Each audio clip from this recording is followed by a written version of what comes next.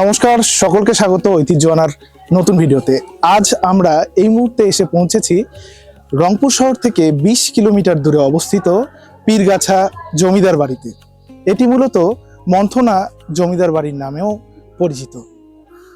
১৭০৩ সালে রাজা অনন্তরাম এর হাত ধরে গোড়াপত্তন হয় এই জমিদার বাড়ি। এই জমিদার বাড়ি বিখ্যাত মূলত দেবী চৌধুরানীর জন্য।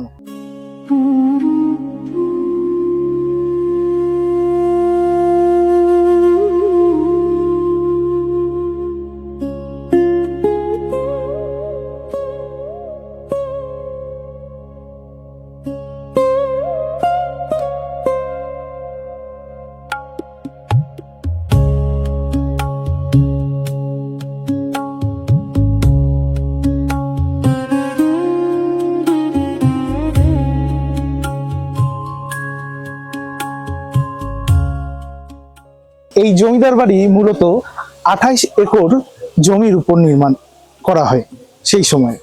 বর্তমানে এই জমিদার বাড়ি দেবত্ব সম্পদের আওতাভুক্ত। এই জমিদার বাড়িতে রয়েছে দেবী চৌধুরানীর নানা স্মৃতি। এখানেই মূলত বসবাস করতেন দেবী চৌধুরানী।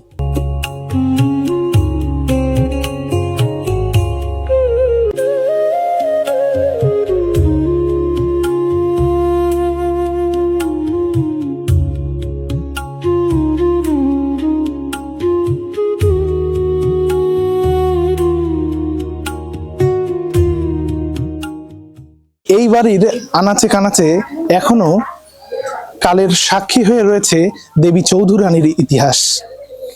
রংপুরের এই অন্যতম পর্যটন শিল্প হতে পারে এই দেবী চৌধুরানীর বাড়ি, কিন্তু আজ এই বাড়ি প্রায় জনমানবহীন এবং জরাজীর্ণ অবস্থায় পড়ে আছে।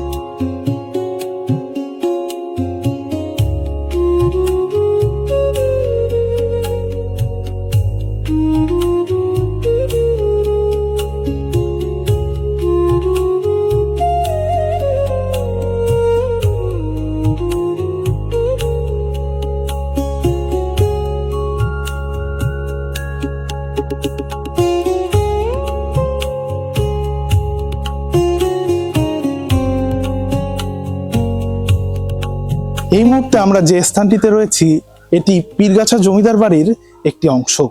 এই অংশে রয়েছে মা ভবতারিণীর মন্দির, অর্থাৎ কালী মন্দির। এই মন্দির প্রতিষ্ঠিত হয় ১৩১৯ খ্রিস্টাব্দে, যা আজও কালের গর্ভে দাঁড়িয়ে রয়েছে।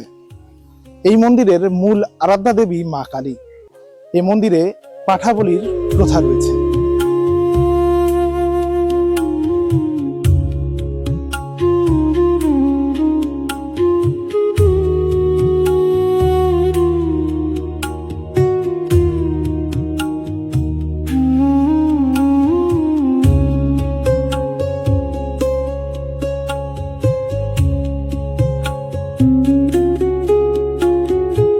পীরগাছা জমিদার বাড়ির এই ছোট তরফে রয়েছে একটি ত্রিদেব মন্দির।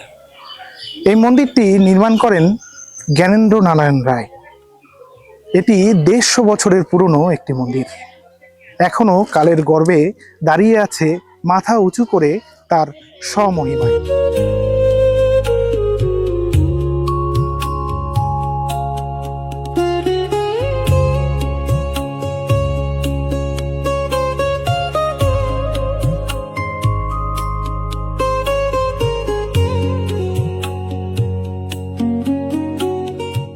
পীরগাছা এই জমিদার বাড়িতে রয়েছে আরো একটি প্রাচীন দুর্গা মন্দির। চলুন আপনাদের এই মুহূর্তে আমরা দর্শন করাই এই দুর্গা মন্দির।